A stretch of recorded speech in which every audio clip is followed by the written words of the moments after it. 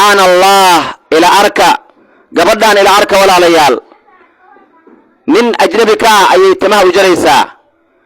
ولقينا لما مغلن لما أركن قبر صوماليات أو تمجراه إسلام مركز أجريسا تماه من أجنبك حسبنا الله ونعم الوكيل قبلهن وهي حلابين قبله صوماليات وهي حلابين مريح يا حورتين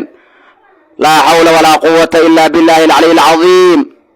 وحال أركي جيري قبر حشوتو oo xitaa markii ay cuntada cunayso la dhuumato hadda laakiin dadka waxay noqdeen gaar ahaan dumarka Soomaaliyeed qaarkood way halaabeen ragii ayaaba xishoonayaba waxyaabo ay ragii ka xishoodeen ayay gabdhihii Soomaaliyeed aysan ka xishoonaynin taas waxa la oran karaa gabdhaha waxay ku raadinayaan qaarkood fiyus iyo caannimo subhanallah war gabdho ilaahay ka baqa ragga ajaanibta idinka timaha u jarina war ilaahay ka cabsada waxa adduun weeye adduun wala laga tagayaa 2 mitir oo qabri ayaa idin sugayo war gabdho ilaahay ka baqa guriyihiina ku nagaada guriyihiina jooga ragga ajaanibta idinka gacmaha la galina war ilaahay ka baqa gabdho